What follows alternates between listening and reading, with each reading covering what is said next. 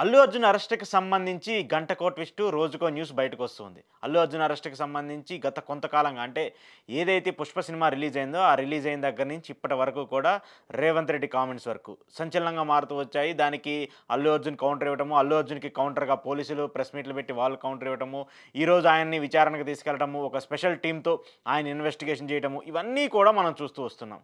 అయితే ఈ మధ్యలో దీనికి సంబంధించి, ఈ అంశానికి సంబంధించి ఇండస్ట్రీ పెద్దలందరూ వెళ్లి, ఇండస్ట్రీకి సంబంధించినటువంటి హీరోలందరూ వెళ్లి, ఇండస్ట్రీకి సంబంధించినటువంటి వ్యక్తులందరూ వెళ్లి అల్లు అర్జున్‌ని పరామర్శించడము ఈ వివాదాన్ని మరింత పెద్దదిగా చేస్తూ వచ్చింది. ఈ వివాదానికి మరింత పెద్దదిగా ఆజ్యం పోస్తూ వచ్చింది. ఎందుకు ఆజ్యం పోస్తూ వచ్చిందయ్యా అంటే, వాస్తవానికి ఇన్సిడెంట్ జరిగింది తెలంగాణకు సంబంధించి ఒక థియేటర్‌కి సంబంధించినటువంటి ఇష్యూకి సంబంధించిన అంశము. అక్కడ తొక్కిసలాట జరగడము, అక్కడ రేవతి అనే మహిళ చనిపోవడము, ఆమె కుమారుడు కూడా ఇప్పుడు హాస్పిటల్‌లో చావు బతుకుల మధ్య మిట్టాటం. ఇవన్నీ కూడా మనం చూస్తూ వచ్చాము. రోజు న్యూస్‌లో కూడా వింటూ ఉన్నాము. దానికి సంబంధించి ఏం జరిగింది? ఎలా జరిగింది? దానికి కారణాలేంటి? అన్నీ కూడా మనం వింటూ వచ్చాము. కానీ ఎక్కడా కూడా ఇండస్ట్రీకి సంబంధించినటువంటి వ్యక్తులెవరూ కూడా ఈ అంశానికి సంబంధించి మాట్లాడకపోవడము, ఆ కుటుంబానికి సానుభూతి తెలపకపోవడము, హాస్పిటల్‌లో ప్రాణాలతో కొట్టుమిట్లాడుతూ ఉన్నటువంటి ఆ బిడ్డకి పరామర్శించకపోవడంతో ముఖ్యమంత్రి గారికి కోపమొచ్చింది. కోపమొచ్చి ఆయన ఆగ్రహం వ్యక్తం చేస్తూ కొన్ని వ్యాఖ్యలు చేస్తూ వచ్చారు. ఇంత పెద్ద ఇండస్ట్రీ రాష్ట్ర వ్యాప్తంగా, దేశవ్యాప్తంగా పేరు తెచ్చినటువంటి ఇండస్ట్రీ, ఇంటర్నేషనల్‌లో సినిమాల్ని ప్రమోట్ చేసినటువంటి ఇండస్ట్రీకి సంబంధించిన వ్యక్తులు ఒక ప్రాణం పోతే, హాస్పిటల్‌లో ఒక బిడ్డ ప్రాణాలతో కొట్టుమిట్టాడుతూ ఉంటే, కనీసం పరామర్శించేందుకు కూడా వాళ్ళకి సమయం దొరకలేదా? కాలు బాగుండి, కన్ను బాగుండి, అన్నీ బాగున్నటువంటి ఒక వ్యక్తికి వందలాదిగా హీరోలందరూ వచ్చి, డైరెక్టర్లందరూ వచ్చి, ప్రొడ్యూసర్లందరూ వచ్చి, ఆయనకి శుభాకాంక్షలు జడపడం, లేదంటే ఆయన ఎలా ఉన్నారని చెప్పేసి ఆయన పరామర్శించి వచ్చారు. స్పెషల్‌గా ఒక లైవ్‌లు పెట్టి, ఆ ఫుటేజ్ అంతా కూడా అందరికి కవర్ చేసే విధంగా అదేదో యుద్ధంలో గెలిచొచ్చినటువంటి ఒక వీరుడికి సన్మానం చేసినట్టు చేస్తూ వచ్చారని చెప్పేసి కూడా అసెంబ్లీలో సాక్షాత్తు ముఖ్యమంత్రి మాట్లాడినటువంటి వ్యాఖ్యలు. అయితే, ఇక్కడ ఒక పాయింట్ వినిపిస్తూ ఉంది. ఇప్పుడు ఇదే తరహాలో జగన్మోహన్ రెడ్డి ఉంటే ఏం జరిగేది? ఇదే విషయానికి సంబంధించి ఇక్కడ రేవంత్ రెడ్డి స్థానంలో జగన్మోహన్ రెడ్డి ఉంటే ఏం జరిగేదని చెప్పేసి ఇప్పుడు చాలామంది మాట్లాడుతూ వస్తున్నారు. ఎందుకు జగన్మోహన్ రెడ్డి ఉంటే ఏం జరిగేదని నేను చెప్తున్నా అంటే, గతంలో ఇదే అంశానికి సంబంధించి ఇండస్ట్రీ వర్సెస్ జగన్మోహన్ రెడ్డిగా ఒక వార్ అయితే నడిచింది. 2019 నుంచి 2024 మధ్యలో ఆయన అధికారంలో ఉన్నటువంటి 5 సంవత్సరాల పాటు ఇండస్ట్రీకి జగన్మోహన్ రెడ్డి ఒక శత్రువు. ఇండస్ట్రీకి జగన్మోహన్ రెడ్డి పట్టించుకోలేనటువంటి ఒక వ్యక్తి. ఆయన ముఖ్యమంత్రి కావచ్చు, ఆంధ్రప్రదేశ్ సంబంధించి 151 స్థానాలకు సంబంధించి విజయం సాధించి 151 మంది ఎమ్మెల్యేలకి ప్రతినిధి కావచ్చు. కానీ ఇండస్ట్రీకి మాత్రం ఆయన చిన్నవాడే. ఇండస్ట్రీకి మాత్రం ఆయన తక్కువ చేసి చూసినవాడే. ఎందుకు జరిగింది ఇలా అంటే, గతంలో టిక్కెట్లకు సంబంధించిన వివాదం కావచ్చు, టిక్కెట్లకు సంబంధించినటువంటి రేటు తగ్గించు కావచ్చు, బెనిఫిట్ షోట్లకు సంబంధించిన అంశాన్ని కావచ్చు, అలాగే ఏపీకి సంబంధించి షూటింగ్లకు సంబంధించిన అంశం కావచ్చు. ఇవన్నీ కూడా ఇండస్ట్రీకి కోపం తీసుకొచ్చాయి. జగన్మోహన్ రెడ్డి తీసుకున్నటువంటి నిర్ణయాలు కావచ్చు, ఆయన తీసుకొచ్చినటువంటి స్పెషల్ జీవో కావచ్చు, ఇవన్నీ కూడా ఇండస్ట్రీకి ఆగ్రహాన్ని తెప్పించాయి. అందుకోసమే ఆయన ఇండస్ట్రీ మీద ఆగ్రహం వ్యక్తం చేస్తూ వచ్చారని, ఇండస్ట్రీని తొక్కేయాలని చెప్పేసి వచ్చారని కొన్ని రాజకీయ పార్టీలు, అంటే ఇండస్ట్రీలో ఉంటూ రాజకీయ పార్టీలు పెట్టి అప్పుడు సెలబ్రిటీలుగా కొనసాగుతూ రాజకీయాన్ని నడిపేటువంటి కొంతమంది వ్యక్తులను దెబ్బతీయడానికి ఇలాంటి చర్యలు తీసుకొచ్చారని చెప్పేసి జగన్మోహన్ రెడ్డి మీద చాలామంది మాట్లాడుతూ వచ్చారు, ట్వీట్లు చేస్తూ వచ్చారు, బయటలు రిలీజ్ చేస్తూ వచ్చారు. పరోక్షంగా కావచ్చు, ప్రత్యక్షంగా కావచ్చు, ఆయన మీద ఆగ్రహం అయితే వ్యక్తం చేస్తూ వచ్చినటువంటి పరిస్థితులన్నింటినీ మనం చూస్తూ వచ్చాము. ఆ 5 ఏళ్ల పాటు మనం చూస్తూ వచ్చాము. కొంతమంది వ్యక్తులు, అంటే ఇప్పుడు జనసేన పార్టీ పెట్టి ప్రతినిధిగా ఉప ముఖ్యమంత్రిగా ఉన్నటువంటి పవన్ కళ్యాణ్ లాంటి వారు కావచ్చు, ఆయన మాట్లాడచ్చు. ఎందుకంటే ఆయన రాజకీయాల్లో ఉన్నారు, సినిమా రంగంలో ఉన్నారు కాబట్టి కొంత శాంటిటీ ఉంటుంది, ఖండించేందుకు కూడా ఒక అవకాశం ఉంటుంది. ఆయన ప్రజల తరపున పోరాడుతున్నారు కాబట్టి మాట్లాడుతున్నారు కాబట్టి. కానీ ఇండస్ట్రీకి సంబంధించిన పెద్దలందరూ కూడా ఆ సమయంలో జగన్మోహన్ రెడ్డి నిర్ణయాలను, జగన్మోహన్ రెడ్డి తీసుకొచ్చినటువంటి పథకాలను, అంటే ఇండస్ట్రీకి సంబంధించి ఆయన తీసుకున్నటువంటి నిర్ణయాలను ఖండిస్తూ వచ్చారు. అప్పుడు ఖండించినటువంటి ఇండస్ట్రీ ఇప్పుడు ఎందుకు ఖండించట్లేదు? అప్పుడు గట్టిగా మాట్లాడినటువంటి ఇండస్ట్రీ పెద్దలు ఇప్పుడు ఎందుకు మాట్లాడట్లేదని చెప్పేసి ప్రతి సగటు వ్యక్తి మాట్లాడుతూ వస్తున్నారు. ఎందుకు మాట్లాడుతూ వస్తున్నారంటే, ఇప్పుడు రేవంత్ రెడ్డి తీసుకున్నటువంటి నిర్ణయం ఆషామాషి నిర్ణయం కాదు, చాలా పెద్ద నిర్ణయం. ఎంత పెద్ద నిర్ణయం అంటే, ఆయన బెనిఫిట్ షోలను రద్దు చేస్తానని చెప్తూ వస్తున్నారు, పెద్ద సినిమాలకు టికెట్లు పెంచాలని చెప్తూ వస్తున్నారు. అలాగే ఇండస్ట్రీకి సంబంధించి ప్రత్యేక రాయితీలు ఏవైతే ఉంటాయో ప్రభుత్వానికి సంబంధించి వాటన్నిటిని కూడా తీసేస్తామని చెప్తున్నారు. ఎందుకు చెప్పారు? ఇలాంటి ఇన్సిడెంట్ ప్రజల ప్రాణాలతో చెలగాటమాడుతున్నటువంటి ఇండస్ట్రీకి సంబంధించిన వ్యక్తులకి మేము ఎందుకు రాయితీలు ఇవ్వాలి? ఎందుకు మేము స్పెషల్ ప్యాకేజ్ ఇవ్వాలి? వాళ్ళకి ఎందుకు టికెట్ రేట్లు పెంచాలి? ఎందుకు బెనిఫిట్ షోలకు పర్మిషన్ ఇవ్వాలని చెప్పేసి ఆయన మాట్లాడుతూ ఉన్నారు. ఒక ముఖ్యమంత్రిగా ఆయన ఏ విధంగా ఆలోచించారో నాకైతే తెలియదు, కానీ ఒక బాధితురాలుగా చనిపోయినటువంటి మహిళకి సంబంధించి, హాస్పిటల్లోతో ప్రాణాలతో కొట్టుమిట్టాడుతున్నటువంటి ఆ బాబుకు సంబంధించి ఆయన మాట్లాడినటువంటి మాటలు, ఆయన కోపంతో మాట్లాడారా, లేదంటే ఇండస్ట్రీ మీద కక్షతో మాట్లాడారా, అల్లు అర్జున్ మీద పగతో మాట్లాడారా, అదన్నీ పక్కన పెట్టేద్దాం.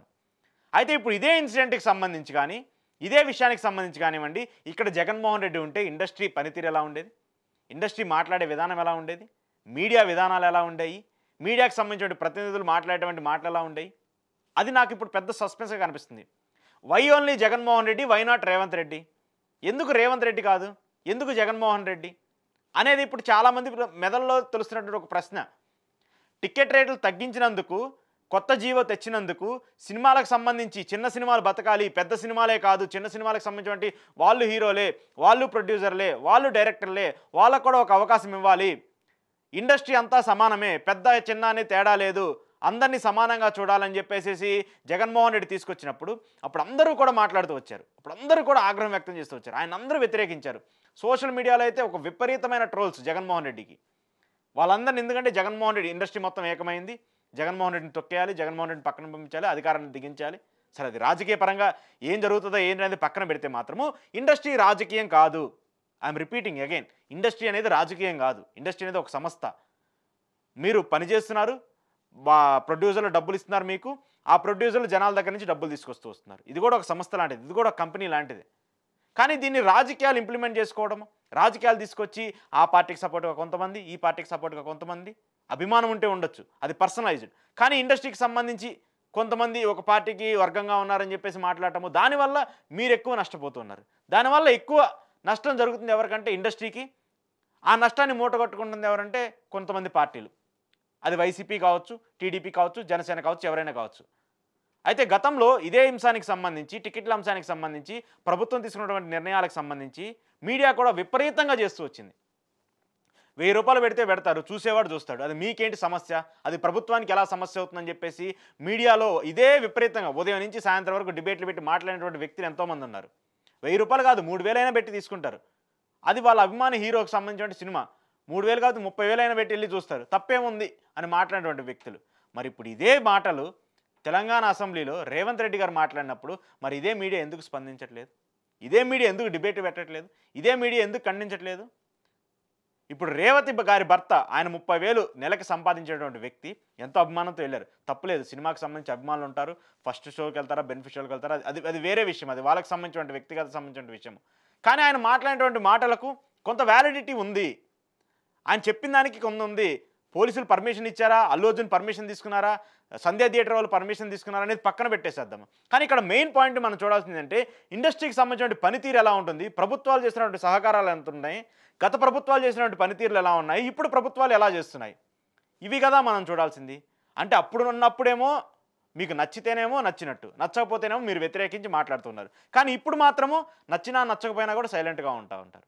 ఎందుకంటే ప్రశ్నించే తత్వం ఇప్పుడు లేదు మనకి. ప్రశ్నించే తత్వం అప్పుడు ఉంది, కానీ ఇప్పుడు లేదు. ఇప్పుడు ఎందుకు లేదా అంటే వీఆర్ స్టేయింగ్ ఇన్ హైదరాబాద్. ఇప్పుడు ఎందుకు లేదైతే మనం హైదరాబాద్లో ఉంటున్నాం.